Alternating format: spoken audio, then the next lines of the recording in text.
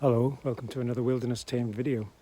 We're back at a pond that featured in the Dredge of Dread video from last year or earlier this year. I can't remember when I did it, but I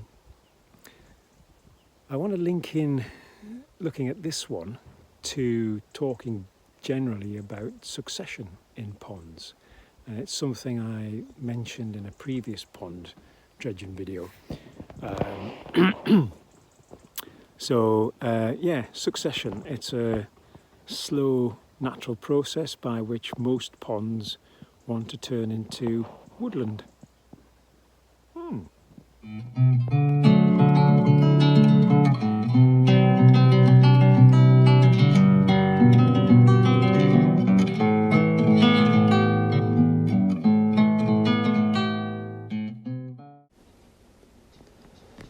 Succession is nature's way of turning one ecosystem into another, or one habitat into another.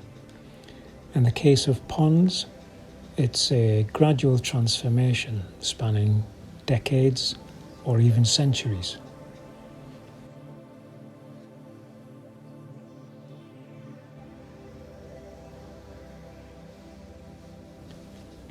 So a pond begins its life as a depression filled with water. This can happen after glacial melt, rivers changing course, or even man-made things such as abandoned quarries.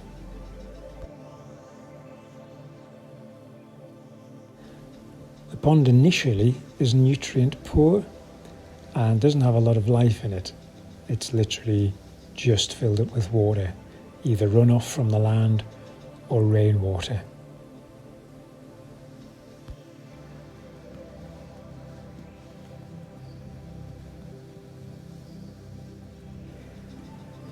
The first colonizers of a pioneer species, organisms like algae and small aquatic plants, and maybe some tiny invertebrates as well.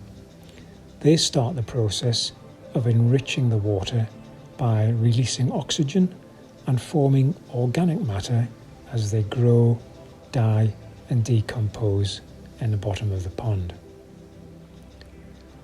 And these pioneers prepare the pond for the next wave of life by creating a more hospitable environment.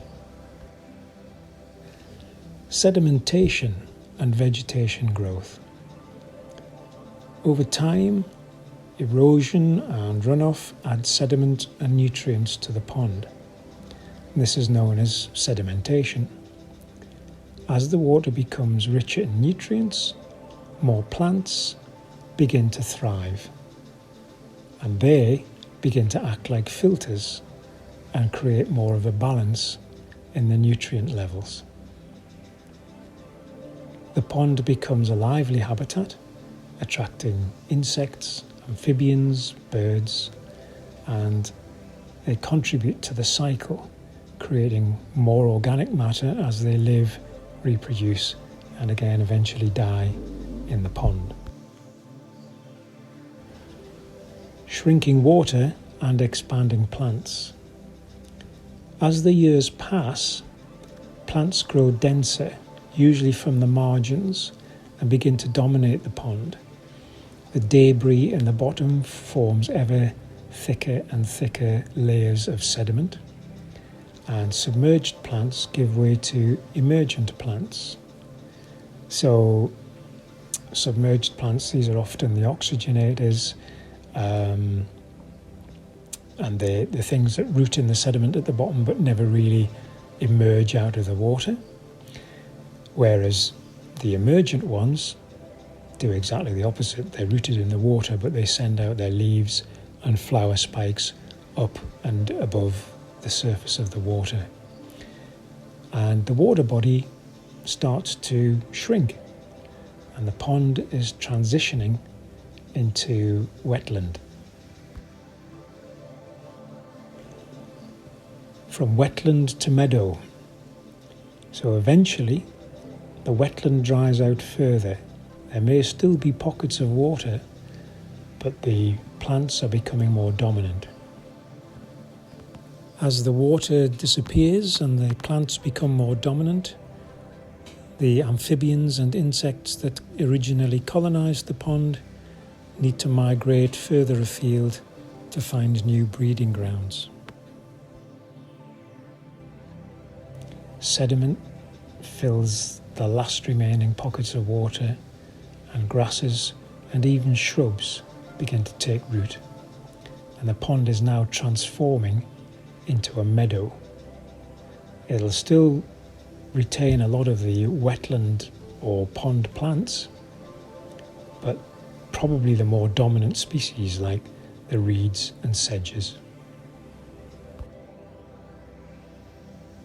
As the sediment layer eventually works its way to become deep enough that it's a surface layer, and you get more mosses and grasses forming on this, the pond becomes more of a spongy bog.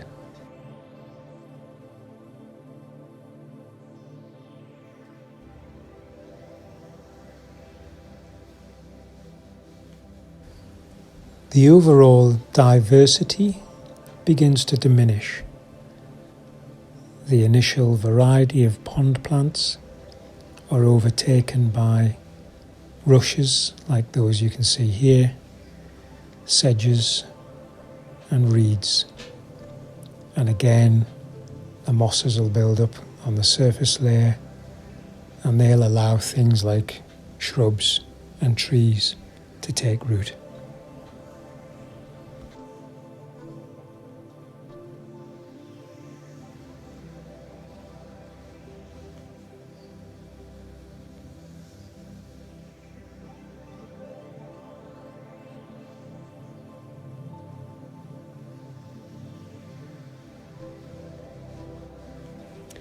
And this will allow your scrub pioneers and shrub trees, scrubby trees, to maybe seed in and germinate and grow. And as they take up more moisture, that helps dry out the pond. And again, their leaf litter and twig debris adds more organic matter to the land.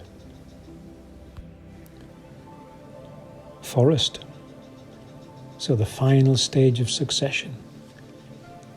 Pioneer trees like alder, birch and willows will eventually give way as the land dries, and they're fairly short-lived trees anyway, to mighty oaks, maples, beech, ash, depending on where you live.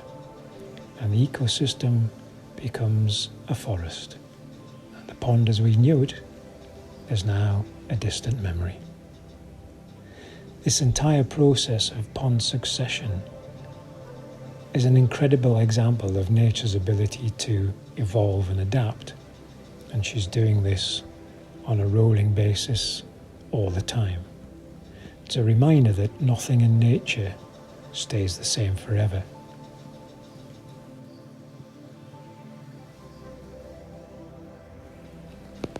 And the way things are going, forests will eventually succeed into deserts and we'll all die. Thanks for watching. See you in the next one.